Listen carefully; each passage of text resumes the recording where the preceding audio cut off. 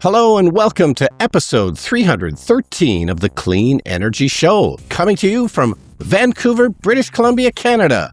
I'm Brian Stockton. And from the normal place, I'm James Whittingham. Americans can now use healthcare funding to purchase an e-bike. You just have to get your doctor to write a prescription for 2 wheels, a battery, and a motor. A giant carbon block thermal battery is being built in South Dakota, and it's online now, actually. It can store 5 gigawatt hours of electricity. If that sounds like a lot, it should. If that doesn't sound like a lot, that's okay, but know that you're wrong. After a May heatwave, climate campaigners in the UK are calling for government to install air conditioning in places with vulnerable populations. "Start with me," said King Charles. "I'm vulnerable." All that and more in this edition of the Clean Energy Show. Wow, we got a lot of chit-chat this week. If you are new to the show and don't care about the hosts, don't know us personally, by listening to us for hundreds of hours, you might want to skip the next while because we've got lots of personal things to catch up on. And you're in Vancouver. Why is that, Brian Stockton? For a couple of events. But I will say some of the chit-chat does have some clean energy stuff. I usually try and get some clean energy stuff in there. But yeah, I'm in Vancouver on a little bit of a vacation. I'm here to see Joe Jackson, the British rocker, new wave rocker from the 80s. That concert's tomorrow night, so I haven't seen that yet. But it worked out that we could go to Silent Movie Mondays at the Orpheum Theatre here in Vancouver. They have this incredible 1927 theater that's been perfectly preserved. It still has the original Wurlitzer pipe organ in it. Wow. So they do these silent movie nights. It is amazing. So we watched Alfred Hitchcock's The Lodger, a silent film from 1927, and an organist who played live music with it. So just to be clear, the organist is just winging it during the film, right? Watching the film and kind of expressing his or herself as they do it? This was more planned than most. Sometimes they do it improvised, but this seemed quite planned. So the guy had an iPad that he propped up on the organ just above the keys. He had an iPad that seemed to have a score on it. And then he had a little monitor below that where he could watch the movie. Cool. So it was quite well coordinated. He had sort of like, certain sound effects for some things. Like there's a cuckoo clock that recurs in the film. And this pipe organ. So he's got to do that too? He's got to do. Yeah. He's the little kind of sound effects. But the pipe organ had a sound effect that was very similar to a cuckoo clock. And it was not, perfectly in sync, but it can also play drum beat. So he would play drum beat on certain things. It was amazing. But the most amazing thing, the guy who played the organ is a physicist. And this is his hobby. He just likes to play the organ. So his name is But being a physicist doesn't take up enough of your brain. You had some left over for organating? Exactly. So Koos van Nijkhoop is his name, and he is the principal physicist at a company. And I looked up his LinkedIn, and it says, "I spent close to a decade designing and building sensors for the mining industry. Wow. I'm a particle physicist by training and spent my time in grad school searching for the elusive Higgs boson." So that's some serious particle physicist cred. He's not just there. Your average everyday garden variety physicist. This is a serious guy here. Yeah, serious guy, but could play the organ like nobody's business. Wow. And like I say, incorporated, the various sound effects and sort of automated instruments that are also included. Did he give a speech at the beginning, or was this in a pamphlet? No, there was a guy from the Vancouver Film School who gave a little bit of an introduction, and they, did a bit of a Q&A afterwards that sort of explained everything. But yeah, apparently this is the only surviving pipe organ in Canada that's in its original old theater. Like this is just a very unusual thing. Okay. Yeah. So that was amazing. Just got back from the Yorkton Film Festival a few days ago. So this is the oldest film festival in North America, and it happens to be very close to where James and I live in Saskatchewan, Canada. And a quick shout out to our friends Diane Olette and Lowell Dean, who both picked up prestigious Golden Sheaf Awards. But the main reason I wanted to bring this up is the tie to clean energy. I ran into a filmmaker there and had a long chat with this filmmaker who has family ties to Pakistan. And so we ended up talking about solar in Pakistan, which we have covered on the show. They have family there in Pakistan now? Okay. Yeah, she has family in Pakistan.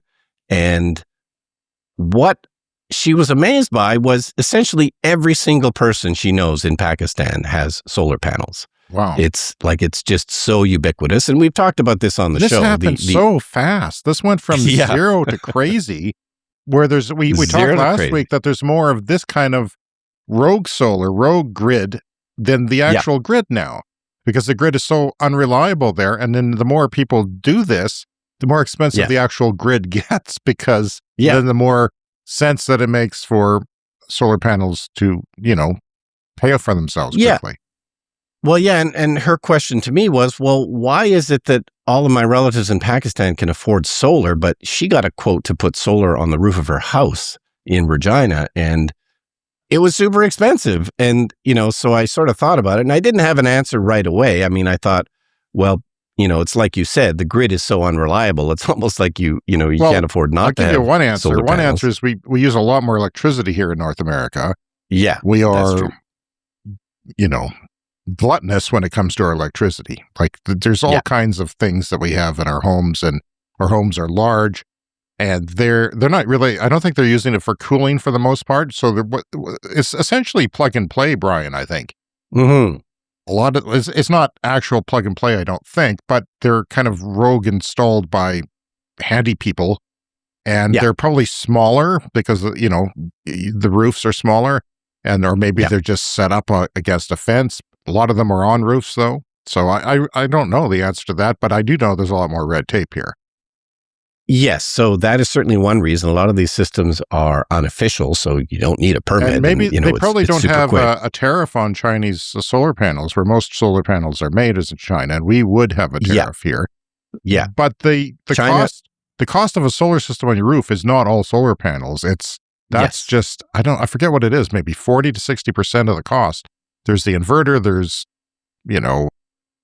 just the red tape of everything and the labor to install it. And I imagine the labor is dirt cheap there, because they're just people going around from home to home, helping people out and putting them on for them.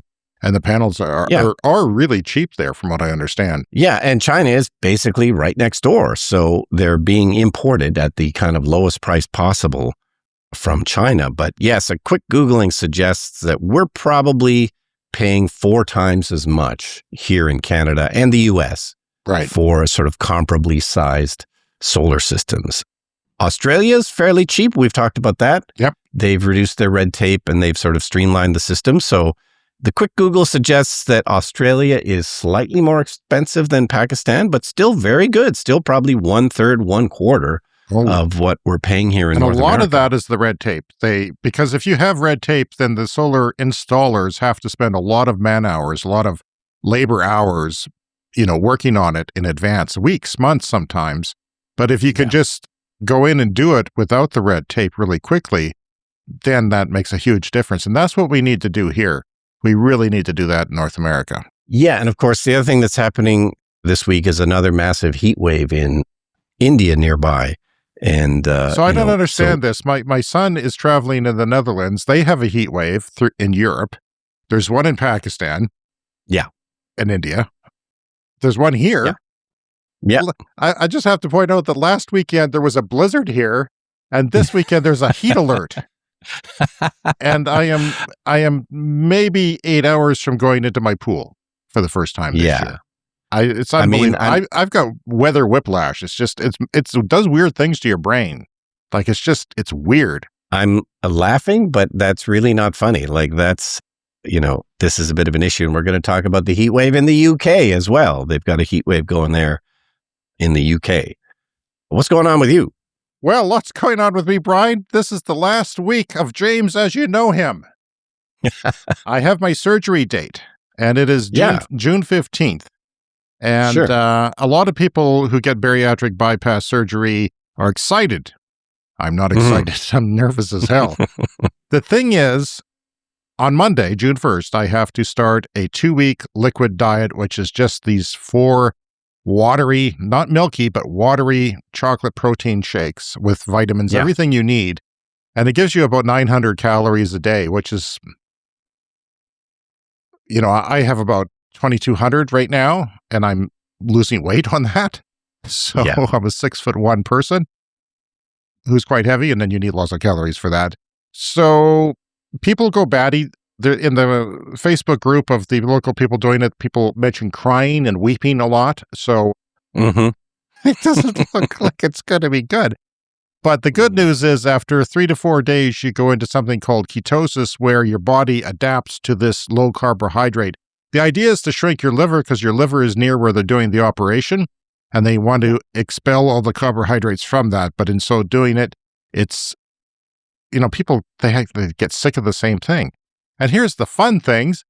Day 4 and 5 of my liquid diet, I attend my son's university graduation 2.5 hours north of here in another city. Yeah. So I have to go to a hotel, and I have to sort of deal with whatever my bowels are doing and whatever my stomach and mental state is doing. And I'm not sure that I can podcast in that state. We'll have to see what happens.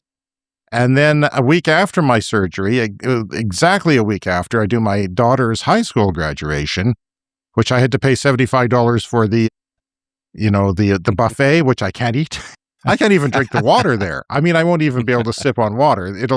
It's a whole ordeal that goes on for many weeks. There's different stages when you recover. I'm in the hospital for 2 days, 0.5% chance of dying. So if you don't see me again, I love our audience very much, but I don't think that's going to happen. It's one of the safest operations there is. It's safer than like knee surgery and things like that. Very safe operation, but the people who get this operation aren't necessarily the healthiest, but I'm doing pretty well. I'm doing pretty well for health. Yeah. And some people have to do a whole month of this liquid diet. And so I start back drinking shakes again, just liquid stuff for 2 weeks, and then I start a puree baby food-like diet for a number of weeks, and then I go to a soft food diet, and the problem is drinking enough water because you can't get enough water and protein with a smaller stomach, and people go through a massive weight loss in the first 3 months, so my appearance may change. It's if it works out well. This is all if it works out well. If it doesn't work out well, it's going to be a lot worse because 20% of people have complications. And it's just, you're supposed to lose 1/3 of your weight or something like that, or almost 1/3 if it works out well over a year to 18 months. And of course, then I can ride out my latter years in a healthier way. And hopefully everything works out. But that means our podcast schedule could be a little disrupted. It sometimes is in the summer anyway. We need to take a week off here and there for our own sanity. We can't do this every week. So anything slow down in the summer a little bit. So that's where I am at. This is the last time you'll hear me as I am. When you hear me again, I could be delusional and just let Brian do the talking for the podcast. Nod my head occasionally if I have the energy. I may not. Yeah. And then I'll have the operation and I'll be crazy week then too. So anyway, last week of James, as you know. Yeah, well, obviously keep us posted, and if you need to take time off, obviously take care of yourself. That's the most important thing. That's a good point. I will put updates on our Instagram page. No, I won't. I will put it on our Patreon page. And you don't have to be a member to see the updates. If you're curious how I'm doing and what's going on and when the podcast is going to be on and off, go to our Patreon page and it'll be publicly available right there for you to see. Patreon.com/Clean Energy Show. All right. We'll keep us updated on that. And by the way, I was going to mention just yesterday here at my hotel, I'm overlooking Vancouver here. There were window washers outside the window yesterday. And I was kind of hoping they would make a guest appearance in the podcast today. Oh, that would have been cool. I see the ropes. There's a rope there swinging a little bit. But make sure you wave if you see one in your camera monitor. I think they're doing the lower floors. So my son was working out in Vancouver in like 6th, 7th floor, and there was a drone that came up. Remember I was talking about that? A little drone that was washing the windows with a hose on it? That freaked him out. That was freakier than a human. These are humans, and by the way, I'm on the 25th floor, so it is that's a ways up. High. That's a ways up. It is a job I would not want to do. All right, so moving on. Our first story is from Electrek. Americans can now use healthcare funds to subsidize e-bike purchases. So, in America, they have a thing called an HSA and an FSA. These are a health savings account and a flexible savings account. These are special accounts you can get. I don't know. We're not American. We're Canadian. So, we don't know about these things, but we have different sort of tax protected, bank accounts here in Canada as well. So you can get ones for health, and you can now apparently use some of the money from your health spending account to purchase an e-bike. So Austin-based e-bike company Mod Bikes announced this week that eligible customers can now use these funds toward qualifying Class 1 electric bikes, potentially saving up to 30% by purchasing with pre-tax healthcare dollars instead of the post-tax income. Beyond transportation or recreational devices, these are now, legitimate wellness and mobility tools. And we know from listening to this podcast that e-bikes are amazing. The more you can get out. Wasn't there even a story we talked about one time, like it improves your brain function, like riding a bike improves your brain function? And I imagine as you get older, you practice your balancing on it as well. You don't want to just take it up when you're 80. You want to keep doing it as you age. That would be the preferable way to do it. But there's a lot of brain function that happens riding a bike, believe it or not. Yeah, but e-bikes are a great way to get in shape because the extra assistance, first of all, reduces the stress on your joints and everything. So it can be not as hard on your body, but also you can just kind of go more places. And, instead of the bike doing all the work for you, you're still doing a bunch of work. You can just go further and you can go faster. So, it took me a long time to get in tune with my e-bike. I was having it on the hardest setting all the time, as the hardest gear out of like 18, the gear ratio, the different gears you can select, and just going full blast. Now I've got it on like level 2 instead of level 5, and I just adjust my gears accordingly and to what feels right so that I can go at 15 kilometers an hour or something. And by the way, I upgraded my e-bike this year for my buttock, because I was feeling sore on it, quite heavy man as we speak. And I bought a fairly, not a cheap one, but like a flexible seat post, one of the better ones. It was like $115 or something. And it works really well, and it supports my weight, which I had to find one that would support my weight. This one will support up to 400 pounds, which is quite heavy. And then you can adjust it so that it's my back, actually. It wasn't, you know what? It was my back. I forgot. There wasn't my buttock. Yeah. My buttock is doing okay. My back, not so much. Every little bump I would hit, my back would tense up and hurt. And I just had an x-ray of it, and they don't really see any reason why it's going on. It's just something's out of alignment, or the muscles are pulling and shouldn't be pulling. So that was really painful. And I did that, and it worked. It's the first time it worked. Like I could, seek out bumps, and it would be fine. And then I also bought a comfortable saddle, like an even more comfortable saddle. I had a pretty comfortable saddle. This one had 4.6 reviews on Amazon rating, and there was tens of thousands of people had bought this, and it's just really cushy, and it does work, and it's wide, and it's really soft, and I'm old. Okay, I'm old. This never used to be an issue, but it'll get me through, because I really wanted to cycle before my surgery. I wasn't expecting to have surgery until August, actually. This was kind of a cancellation type situation. Well, as you mentioned, like we had a blizzard maybe just a week ago, so I haven't gotten my bike out yet this year. Some years you can get them out early, and then other years it's late. I'm happy to say I rode pre-blizzard, but not during the blizzard. Anyway, so typically riders need documentation such as a letter of medical necessity from a healthcare provider explaining how an e-bike can help treat or manage a specific condition. And this can include issues related to obesity, arthritis, cardiovascular health, mobility limitations, mental health, or other conditions where increased low-impact physical activity can be beneficial. Yeah, I got a number of those, so I could do that. Yeah. So even mental health, well, that's pretty impressive, actually. Right?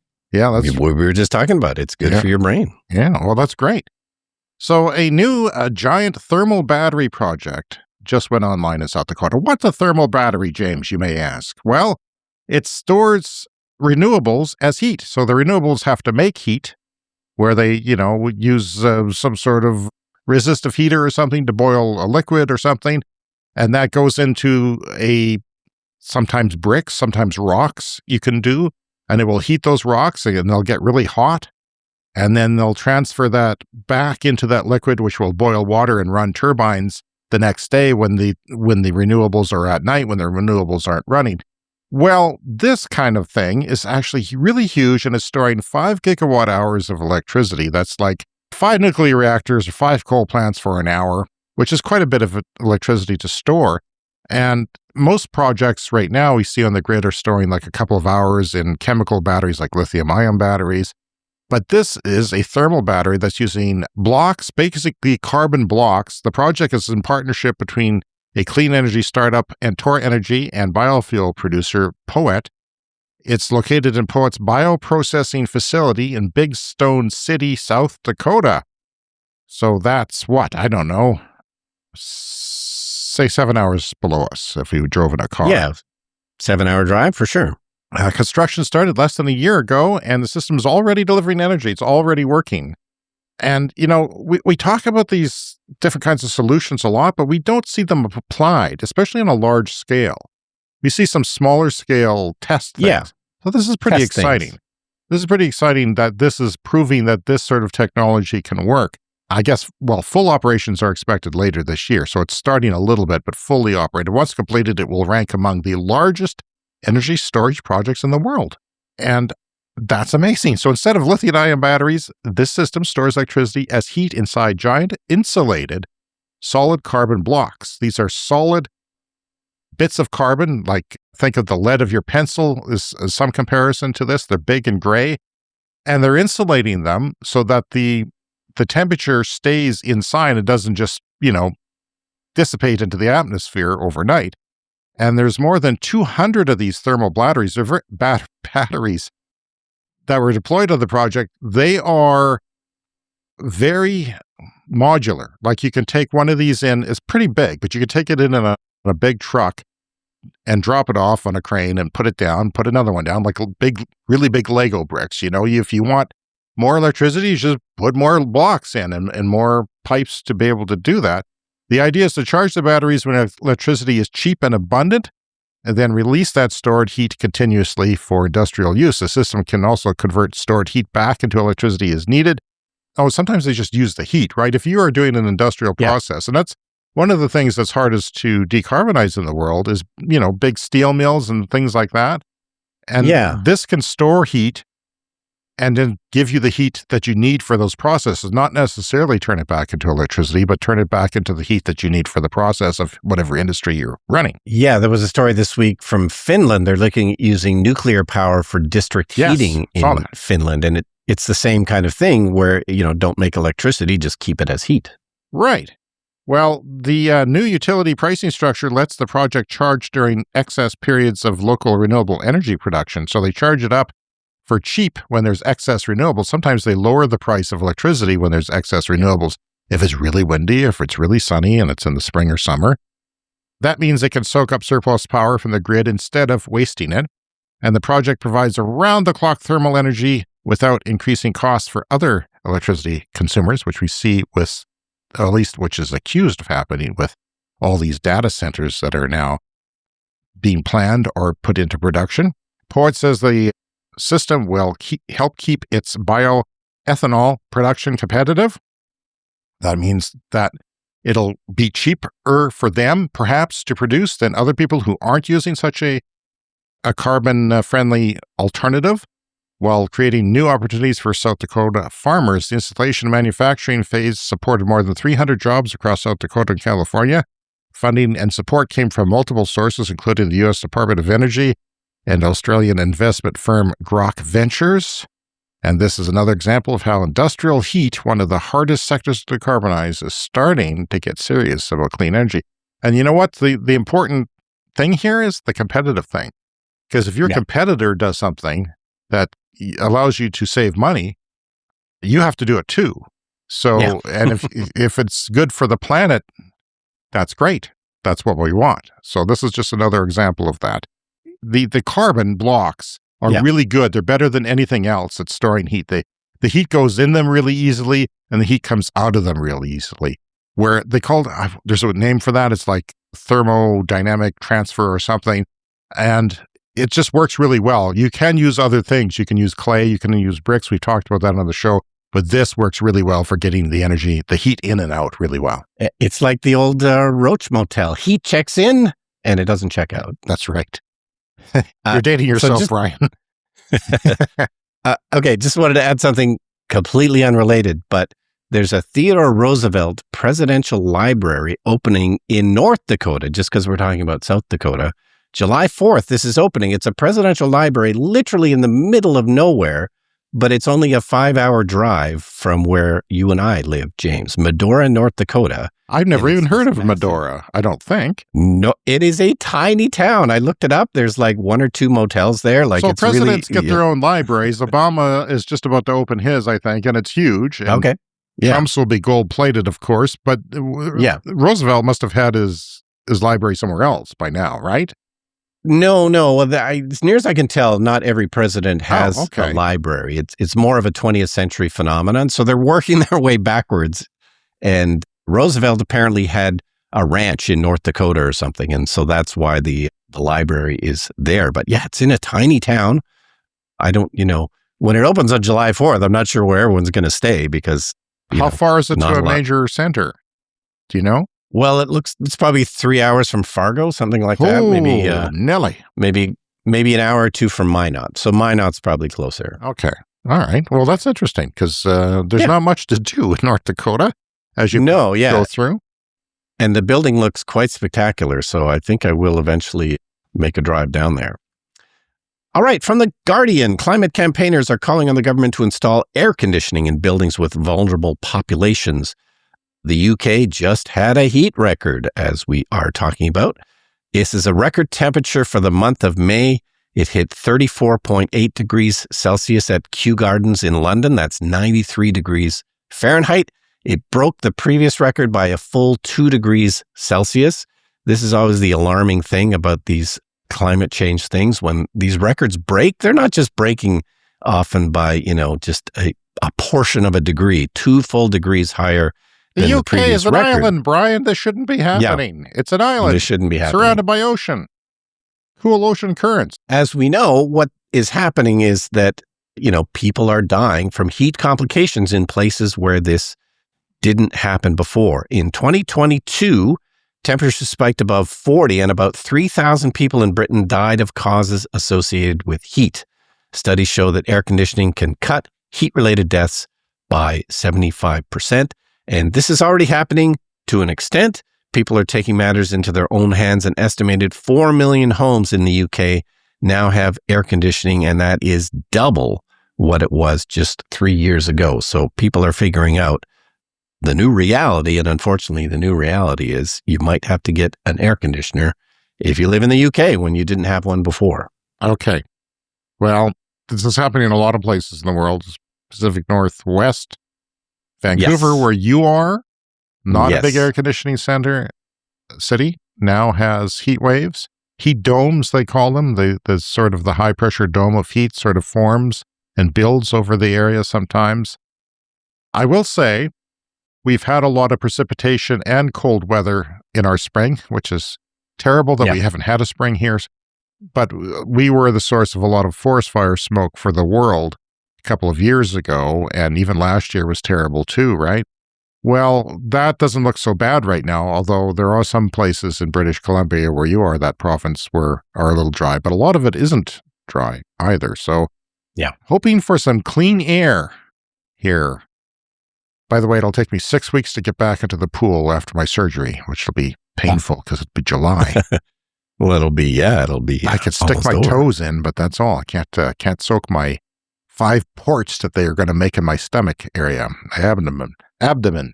Anyway, let's get to, if you don't mind, listener mail. Step into the mailbag. This is from Denny. He says, "Hi, Brian and James. I thought you both might get a laugh out of the below email I received from our local Chevy dealer, where we purchased our 2023 Chevy Bolt EUV. My wife purchased a Bolt EV, which is a little smaller, but basically the same car. In fact, we had the order for a EUV, but this one came in, and there was a long wait list at the time, and we didn't know if we were going to get one because we were discontinuing them. It's telling me I'm due for an oil change and I should set up an appointment because I have 0% oil life remaining in my car. Wow. Actually, it's pretty sad that Chevy and their dealership are both don't have a clue about EVs. James, he says, you have the same car. We do. Did you ever receive one of those notices? No, I have not. Have a great afternoon, Denny and Linda. I have not received one of those. I've read countless times since the dawn of electric cars of owners getting those notices and just laughing and posting them online. Yeah. I'm not crazy about my dealer where we live, where I bought the car, the service center. There's a lot of misfeelings we have with them. I would rather have my automotive purchase made somewhere else with a different company that's a little more trustworthy, but we have not received one of those notices. However, I did take my Nissan in to see if they would fix it once, and my Nissan Leaf. And, because this dealership isn't certified to do electric cars here because they don't believe in them. And this was like 6-7 years ago. And I actually got a phone call saying, sir, you're due for an oil change. I said, okay. Am I? Did you know electric cars don't have oil? And she said, I did not. Sorry to bother you, and have a nice day. Yeah, so just to recap, if you're new to the show, one of the favorite statistics we like to talk about on the show, an electric car has approximately 20 moving parts, and a gas car has about 2,000 moving parts. Is that about right, James? Typically, yes. And the nice thing is, Brian, I think the price of admission for an electric car is worth not getting those stupid oil changes. I can drive by a gas station and feel smug, but I really feel smug driving by an oil change place because I hated that experience. Horribly. Because they're condescending, and they try and then sell you on things that you don't need, and act like they actually know something and then they don't. It's always bothered me. Yeah, there's always an upsell at the oil change place. All right, if you'd like to contact us, cleanenergyshow@gmail.com. You could also leave a voicemail, speakpipe.com/cleanenergyshow. We are an independent podcast powered by listeners like you. You can support us at patreon.com/cleanenergypod for as little as $1 a month. You can get ad-free episodes, early access, exclusive content, and more, discounts on merch, and possibly a shout out on the show. And those change depending on the support level. Patreon.com/cleanenergypod. Thank you, everybody, for helping keep independent climate journalism alive. Coming up next, it's the lightning round.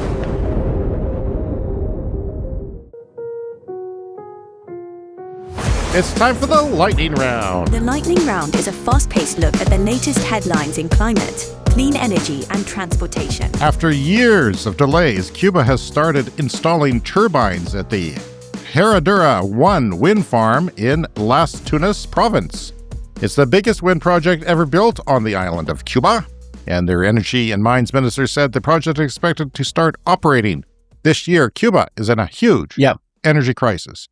They were using sort of fuel oil for running electricity generation, and the grid is in a terrible state.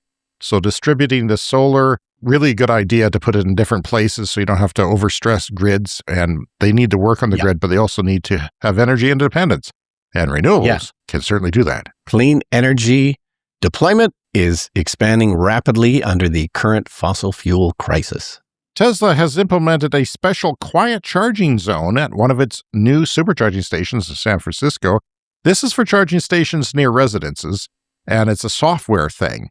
So in your software on your infotainment system on your Tesla, if you pull up to this particular charging station, something might happen. If your music is loud, a message on your screen will say, it'll pop up and say, could you turn the volume down, please, for the people nearby? Please be mindful of our neighbors, with a button to lower the volume readily there for you to do. This is what you can do when you have a fully digitalized car that is always connected to the internet. That's amazing. Africa is now manufacturing its own solar panels using the wafers made in China. So solar panels are made up of little silicon wafers that are put together into a larger glass and steel and aluminum panel and soldered together. So they're doing a lot of this manufacturing now in Africa, where they have a massive solar deployment underway. And these little factories that are using the cells are only about 40% of the value of the panels. So much of the value is kept domestically in Africa. and 9 gigawatts of cells plus wafers in March, April alone. That is a lot. Africa's a big continent, but that's a lot. And certainly a lot of potential there. And a lot of people don't even have access to electricity. We've talked about it many times. They do now with solar. From Financial Times, China built car exports to Europe in 2025, 922,000. That's China built car exports. All kinds of cars, not just EVs. 922,000. This year is estimated to be 1.4 million, which is pretty significantly higher. And that speaks to the competition that China is pressing down on the traditional automakers, including the European automakers. Pretty high pressure there from them, and I think they're going to get some serious messages soon. Time for a CES Fast Fact. This one isn't clean energy related, but since we talk about movies a lot, Brian, I thought I'd mention it. A new study found films were more likely to star a man named Chris or a talking animal than a woman over 60. That's a man named Chris or a talking animal. Better chance of that than a woman over 60. That's in Variety. That's incredible. I thought I put that in there for fun, but it is also depressing. EVs are set to make up 28% of global new car sales in 2026, says the International Energy Agency. And by the way, in 2019, the IEA predicted the share would be 5% by now. 5%, 28%. People like the IEA and other organizations are always underestimating. Even the good ones are underestimating because they just can't commit to what is actually happening. So when we started podcasting the following year, we knew more than the IEA. Yet my income is pretty sparse. But what are you going to do? At the peak, maybe we should change our category to financial advice podcasting. At the peak of the Flint water crisis, children had average blood lead levels of 1.3 microns per deciliter. About double the U.S. average at the time, which was rightly considered a public health emergency. But from 1976 to 1980, the average child in Los Angeles had blood lead levels of 15 micrograms per deciliter. That's 15 compared to 1.3. 1.3 bad, 15 terrible. And that was, you guessed it, because of lead gasoline, which existed in the 1970s. Remember, would you like lead or unleaded, sir? I never knew why, if you even had an option, because your car would only take unleaded if it... Yeah, my family had some very old cars, and they would take leaded gasoline, Well, that was bad. I had no idea how bad it was. It wasn't just bad for the air, it was bad for everyone. You know, that during the era of leaded gasoline, lead pollution in LA's air was roughly 50 times higher than it is today. So things have improved, but I was aware of that, watching the TV news every night during dinner, and that shaped me into being a lifelong environmentalist and wanting electric cars all the way back when I was a little lad. Waymo robotaxis have temporarily stopped traveling on freeways in the United States because they ran into problems dealing with construction zones, so they're going to work that out before they go back. An EV running on 100% coal, which none do, by the way, because there's no grid with 100% coal, would emit less CO2 than a gas car that gets 25 miles per gallon. So even if you did, theoretically, have a 100% coal grid, it'll be better than a car that gets 25 miles per gallon. And finally this week, India has already overtaken the United States in the percentage of new car sales being electric, which is amazing. Because we're always wondering, when's India going to catch up? Well, this is evidence. It is. The April numbers are 5.8% for India, just 5.6% full-on EVs for the United States in new car sales. And it's not reflecting the electrification of 2- and 3-wheelers in India, which is taking off, and that's a major part of their transportation. They're much more higher than in North America here. And that's becoming electrified at an even faster rate. So, yes, when the oil shock is over, there's going to be another shock.